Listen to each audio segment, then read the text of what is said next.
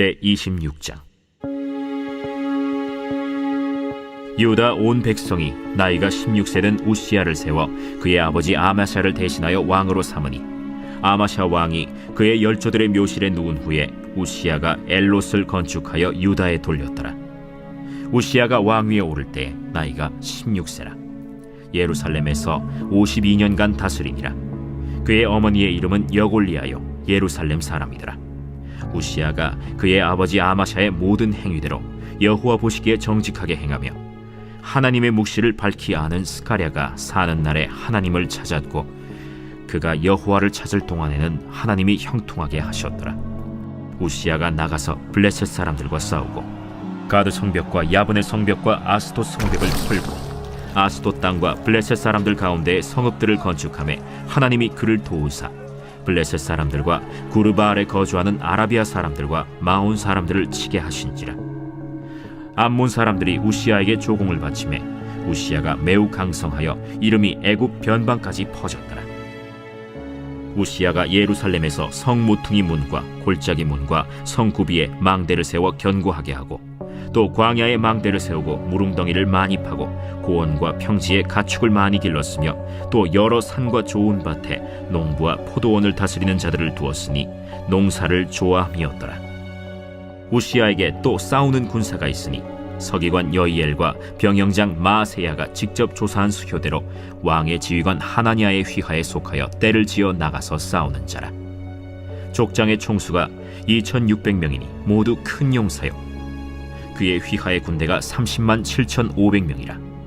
건장하고 싸움에 능하여 왕을 도와 적을 치는 자이며, 우시야가 그의 온 군대를 위하여 방패와 창과 투구와 갑옷과 활과 물매 돌을 준비하고, 또 예루살렘에서 재주 있는 사람들에게 무기를 고안하게 하여 망대와 성곽 위에 두어 화살과 큰 돌을 쏘고 던지게 하였으니, 그의 이름이 멀리 퍼짐은 기이한 도우심을 얻어 강성하여짐이었더라.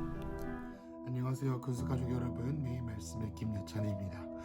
역대하 말씀을 계속 보고 있습니다. 오늘 본문은 26장부터입니다.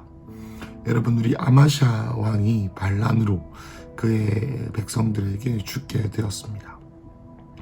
여러분, 너무나도 마음이 아팠던 것은 처음에는 하나님을 잘 섬기려고 있던 요아스, 그리고 그의 아들이었던 아마샤 왕, 하나님께서 복을 주시고 주님을 출발은 하나님을 섬겼고, 또 환경적으로 구조적으로 주님을 잘 따를 수 있는 환경이었고, 그에게 좋은 멘토들이 붙어 있었기 때문에 요아스와 이 아마샤, 이 두 왕은 하나님을 잘 섬겼습니다. 그렇지만 그에게 하나님께서 축복을 주시고 그에게 하나님께서 돌파를 허락하시며 영향력을 더 크게 하시는 이러한 일들이 있었습니다만은 그들은 실패했습니다. 무엇에 실패했냐면 하나님을 따르는 삶, 지속적으로 하나님을 경외하는 삶, 그것에 실패하였고, 하나님께서는 그것에 대해서 진노하셨고, 결국엔 그들의 인생들이 비참하게 끝나게 되었죠. 여러분, 그리고 나서 이 우시야 왕이라는 사람이 등장하게 됩니다. 1절 보겠습니다. 유다 온 백성이 나이가 16세 된 우시야를 세워 그의 아버지 아마샤를 대신하여 왕으로 삼으니. 그래서 이 우시야라는 왕이 16세 16살의 나이에 세워집니다. 그래서 2절에 아마샤 왕이 그의 열조의 묘실에 누운 후에 우시야 왕이 엘롯을 건축하여 유다에 돌렸더라. 아마샤 왕이 이제 죽고 나서 이제 이 묘지에 잘 안착한 뒤에 요시야는 뭘 했냐면 엘롯이라고 하는 이 성을 다시 재건시켜서 유다로 복속을 시킵니다. 엘롯이란 그곳은 원래는 에돔 땅이었는데 이 아마샤가 점령을 하였고 황폐한 채로 내버려 두었던 땅이었습니다. 그런데 이 땅을 우시야가 이제 선택을 해서 다시 재건을 시킨 것이죠. 그리고 3절에 왕이 오를 때 16세라 52년간 다스렸다고 나와 있습니다. 꽤 오랫동안 다스렸죠. 4절에 우시야가 그의 아버지 아마샤의 모든 행위대로 여호와 보시기에 정직하게 행했다라고 나와 있고, 5절에 하나님의 묵시를 밝히 하는 스가랴가 사는 날에 하나님을 찾았고 그가 여호와를 찾을 동안에는 하나님이 형통하게 하셨더라라고 나와 있습니다. 여러분이 우시야 왕은 원래는 산당을 제거하지 않은 왕으로 열왕기 하에 나옵니다만은 일단 이 역대기 저자는 이 우시야 왕의 전반기 그리고 후반기의 삶으로 나눠서 전반기를 비교적 하나님을 잘 섬겼다라고 평가하고 있습니다. 그래서 이 역대기 저자가 볼 때에 이 우시야 왕이 하나님을 잘 섬겼던 이유가 하나님의 묵시, 5절에 하나님의 묵시를 밝히 하는 하나님을 경외할 수 있도록 도와주는 스가랴라고 하는 선지자가 있었기 때문이다라고 합니다. 여러분, 이 스가랴는 우리가 아는 스가랴 선지자는 아닙니다만은 이 하나님을 경외하는 사람이었던 것으로 보입니다. 그래서 이 스가랴가 이 우시야를 16세 때부터 잘 가르치고 잘 다스렸습니다. 하나님을 경외하도록 도와줬습니다. 하나님의 뜻을 찾도록 도와줬습니다. 옆에서 잔소리하고 스승의 소리를 알려주며 하나님을 따를 수 있도록 지도해 주었습니다. 여러분, 이 동안만큼은 우시야가 스가랴의 지도 아래 하나님을 잘 따랐고 이 기간만큼은 하나님께서 형통하게 하셨다라는 것을 볼 수가 있습니다. 여러분, 오늘 얘기는 이 스가랴를 잘 섬길 때 어떻게 하나님께서 이 우시야 왕을 형통하게 하셨나라는 이야기입니다. 6절에 우시야가 나가서 블레셋 사람과 싸웁니다. 그래서 가드, 야분의 아스돗, 그리고 아스돗 땅에 있는 모든 블레셋의 그 주요 도시들이죠. 이 도시들을 점령하고 또 그 성읍 가운데 자신의 성읍들을 세우기 시작합니다. 그래서 7절에 하나님께서 그를 도우사 블레셋 사람들과 구르바알에 거주하는 아라비아 사람들과 마온 사람들을 쳤다. 구르바알이란 말은 뭐냐면 바알의 집, 바알이 거할 처소라고 하는 그런 도시입니다. 도시 이름으로 아는 것처럼 우상 숭배를 하는 그런 이방 족속의 땅이겠죠. 그래서 이 블레셋과 그리고 또 이 구르바알 요르단 지역에 있는 그리고 또 이 아랍 마온 사람들, 이 모든 이방인들, 이스라엘 백성들 남유다를 괴롭게 하는 그러한 유혹하는 세력들을 다 제거하기 시작합니다. 그리고 거기서 끝나는 것이 아니라 이제 8절에 암몬 사람들이 우시야에게 조공을 바치기 시작합니다. 그래서 우시야가 매우 강성해지면서 애굽 변방까지 그의 이름이 펼쳐지기 시작합니다. 9절부터는 이제 그 예루살렘과 성 모퉁이 문 이 모든 부분 성과 그의 어떤 지경을 견고하게 세운 일을 하는 것 동시에 10절에 광야에 망대를 세우고 물웅덩이를 파고 가축을 기르고 또 포도원을 넓게 기르고 농사를 좋아했다라고 나와 있습니다. 전쟁을 함과 동시에 그 전쟁을 가지고 오는 그 전리품에 대한 토지들의 성읍을 건축하고 또 거기서 끝나는 것이 아니라 나라를 더 부강하게 하기 위해서 예루살렘과 예루살렘에 있는 모든 자들이 잘 먹고 잘 살기 위해 좋은 정치를 하고 재정적으로 큰 축복을 받게 됩니다. 또 거기서 끝나는 것이 아닙니다. 11절에 우시야에게 또 싸우는 군사가 있었다. 그래서 12절에 족장의 총수가 2600명이다. 모두 다 큰 용사다. 13절에 그의 휘하의 군대가 30만 7,500명이다.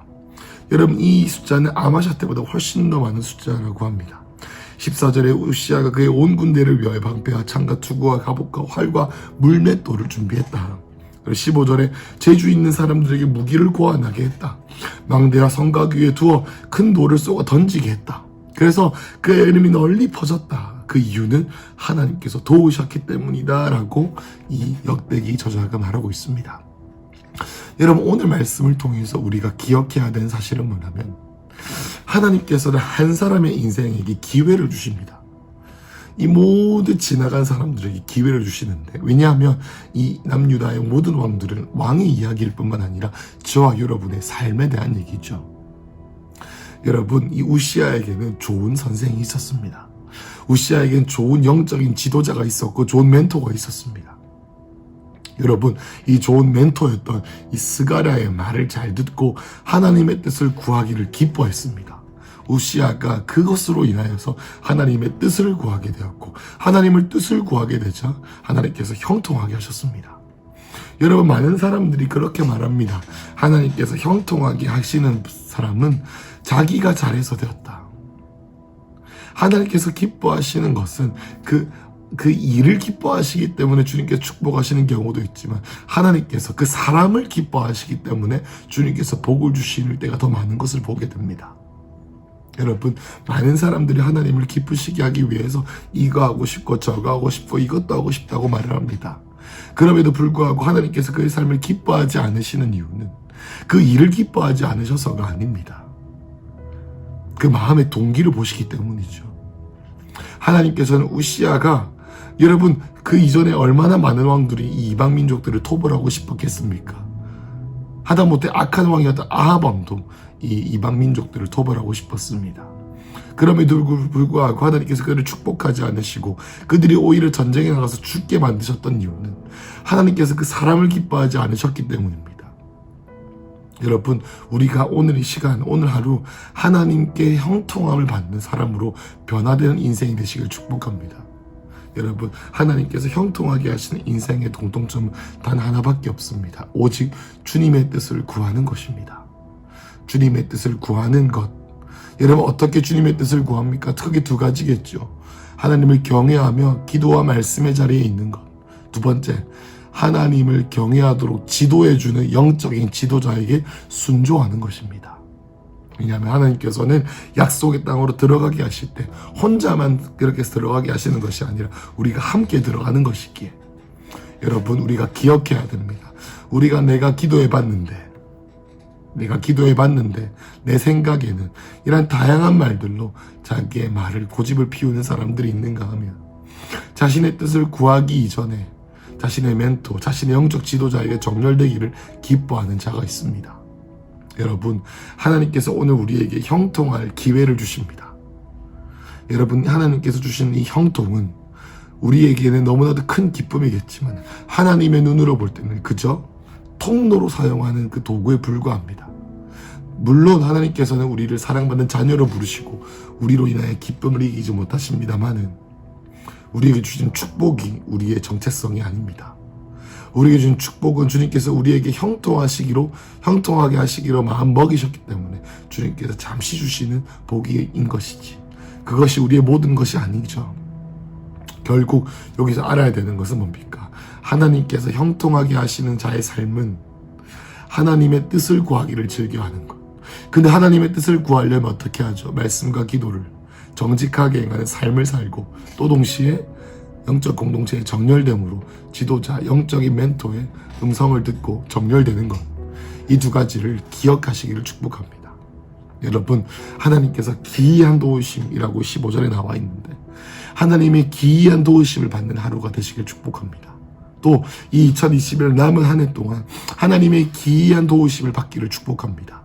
거룩한 정렬, 하나님의 놀라우신 이런 축복과 하나님의 음성을 듣고 이방 민족, 나에게 사단이 끊임없이 내 재정과 내 삶과 내 여러 가지 무너진 영역들을 세우고, 거기서 끝나는 것이 아니라 성벽을 재건하고 잃어버렸던 걸 찾고 우리를 괴롭혔던 영역들을 정복하고 시간을 사용하고 가정을 회복하고 우리 안에 무너져 있는 재정과 여러 가지 삶의 도덕과 거룩의 기준들을 다시 세우는 이 일을 할 수 있는 형통, 할 수 있는 여유, 할 수 있는 복의 근원은 오직 하나님의 뜻을 구하는 라이프 스타일. 그 라이프 스타일은 기도와 말씀의 삶, 그리고 공동체와 영적 지도자에게 정렬되는 것. 이 두 가지를 꼭 기억하셔서 오늘 마지막 때 하나님께서 하나님의 재림을 준비하는 축복의 통로가 되시는 근수 가족들에게 축복합니다.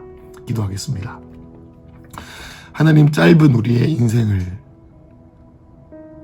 남은 날을 계수하는 복을 주시사 하나님의 뜻을 즐겨 알기 원하고 하나님을 아는 지식을 구하고 하나님을 갈망하는 하루 될 수 있도록 하나님의 뜻을 구하는 것, 기도와 말씀의 자리, 그 영적 지도자의 정렬되는 이 두 가지를 통해 하나님이 기뻐하는 자리로 가기를 원하오니 주님, 오늘 우리의 하루를 인도하여 주시옵소서. 예수님의 이름으로 기도했습니다.